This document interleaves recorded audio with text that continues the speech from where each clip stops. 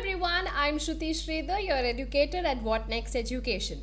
Firstly, what is the CSIR exam is something you must be wondering. Now, when you enter your master's studies, everybody says you have to write a CSIR exam for your further studies or for the further research that you want to do, but you don't really know what this exam is about. Then this is why this video is here for you guys. So I am here to explain what exactly this exam is, what all you should be knowing about it, and what exactly you can expect as an outcome of this exam. Alright, so before we start, definitely do follow me on Instagram and do subscribe the channel if you still have not done it, and also join my WhatsApp channel where you can get a lot of free materials, free resources and guidance from me.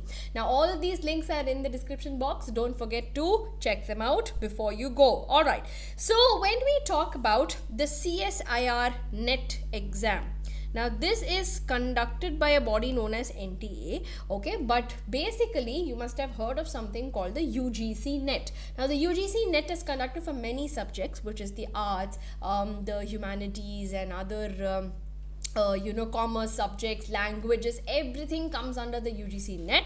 Under the CSIR NET, we only have 5 predominant papers that are tested, which is the 5 science subjects. Okay, what are they? They are the life science, physical science, chemical science, then you have the earth science, and you have mathematics. So these 5 are the ones tested under CSIR NET, and in this all biology aspirants will have to take up the life science paper.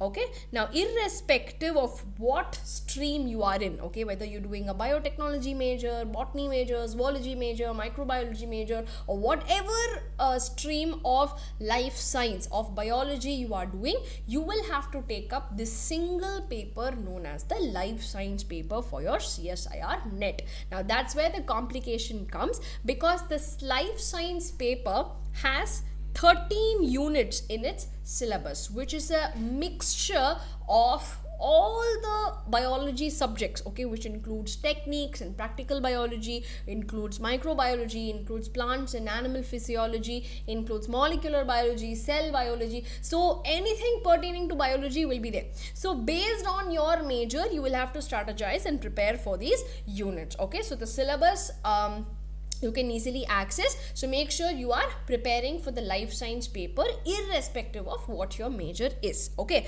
now coming to the eligibility, anybody who's done a 4-year course, okay, any 4-year course, it can be a BS MS course, okay, or a BS 4-year course, or it can be a B Farm course, okay, or an MSc course. If you've not had a 4-year degree, you can rely on your 5-year degree, or an MBBS course, any MSc or a B.Tech student, anybody can write this particular exam. Okay, but you must have scored a 55% aggregate in your degree, okay, which there is a slight relaxation, not exactly 55, there's a slight relaxation of up to 50% for other reserved categories, but apart from that, for the general category student, 55% in any of these courses is an eligibility. Now if you are in the final year of any of these courses, of these eligible courses,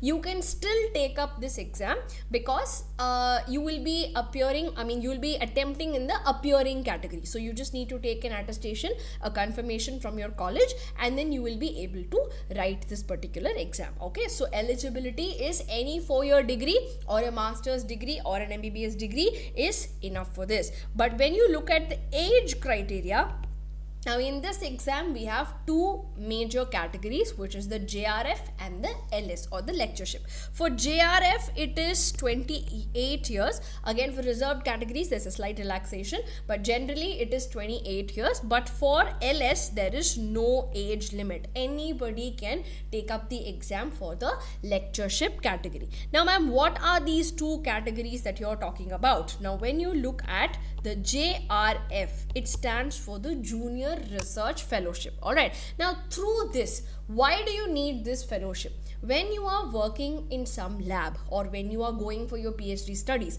or when you are going to any particular institute to work, this JRF, this fellowship will grant you 31,000 rupees from the government, and it will allow you to pursue your research. Now after an MSc degree, we all don't want to go and work for free anywhere, right? Now we would like to be paid for it. So that pay comes directly from the government. So any institution looking to pick you up will immediately pick you up, because they know, okay, you have cleared a JRF, means the government is going to fund you money and you will happily work for me. So a JRF qualification is very, very important to work as a research associate or to start a PhD study in any of the reputed institutions in our country. Now after 2 years of working as a JRF, you can always get upgraded into a senior research fellow. So an SRF will pay you slightly more than this, of 35,000 or 37,000, based on that scheme of revision. Your salary will be increased, okay? But a fundamental pay of 31,000 rupees you will be getting from the government for taking up your research activity. So that is why the GRF is very, very important. Now lectureship is a added eligibility for you to apply for any teaching positions in any college or university after your MSc. Now according to the latest education policy, PhD is required in most of the institutions, while most of the institutions will still allow you to teach while pursuing a PhD. Okay, so there are a lot of clauses associated, but over and above, this is like a eligibility tag, okay, that the national entrance test has been cleared. So that means definitely you are a reputed candidate, definitely you're a qualified candidate for teaching purpose. Okay, so if your interest in your career is either into research or is into teaching, then you must go ahead and write this particular exam. Alright, now when you look at the paper pattern, the paper pattern is divided into 3 sections in this exam. Alright, so you have a total of 180 minutes, which is 3 hours to attempt this exam, and you have a part A, B and C. Now part A is completely an aptitude section, where you will be getting questions from logical reasoning, from general mathematics and from general aptitude based questions. Now don't worry, you don't have to master mathematics for this. So there is very, very simple phenomenons that are being tested, and an elaborate syllabus I've already posted in my WhatsApp channel, so please do go and access the PDF there. Alright, now this aptitude section, there will be 15 questions that you have to attempt from a total of 20 questions. So there is an option for you to choose 15 questions. Now part B and part C is the life science portion, okay, which will be majorly testing your core biology knowledge. Now the part B has a total of 50 questions, from which you have to choose only 35, and part C, there are total of 75 questions and you only have to pick out 25. Okay, now this is the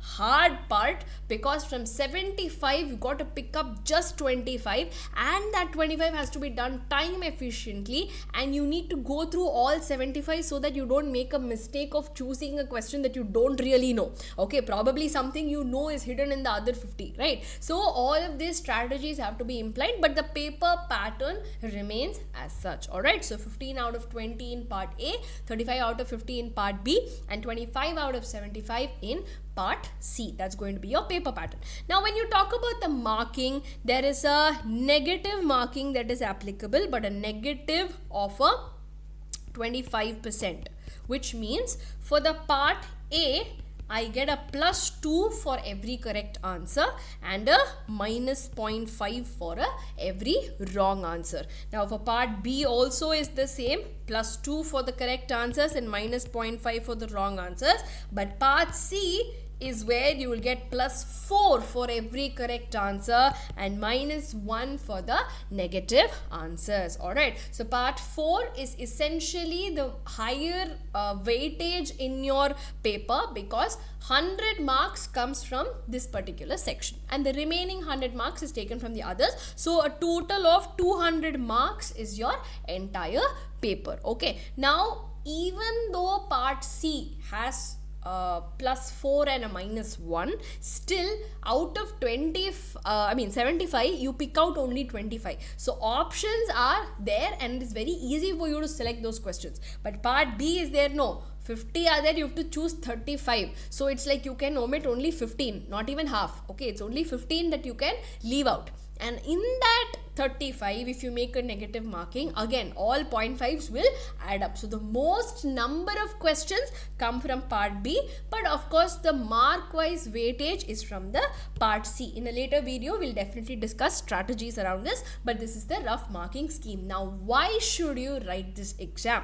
Like I said, career wise, if you want to choose research or you want to choose teaching, then this exam is a mandate. And also if you want to go into research, then getting a JRF definitely adds your chances of getting into a lab. It gives you a secured stipend so that you are sure that you're going to get a stipend throughout your research journey, at least for the next 2 years, after which you can still go for an upgrade. So for research and for teaching, definitely from a career perspective, the CSIR NET exam is very, very, very important. Alright, so I hope this was useful to you and I've given you an overview of what this exam is and how you should prepare for it. In the coming videos, I'll definitely guide you further into how you should be channelizing your energy and how you should be channelizing your time into focusing into the important units, important topics of CSIR, and how you should be acing your exam. So for the upcoming exam, definitely give it your best and let's crack it with full confidence. All the very best, guys.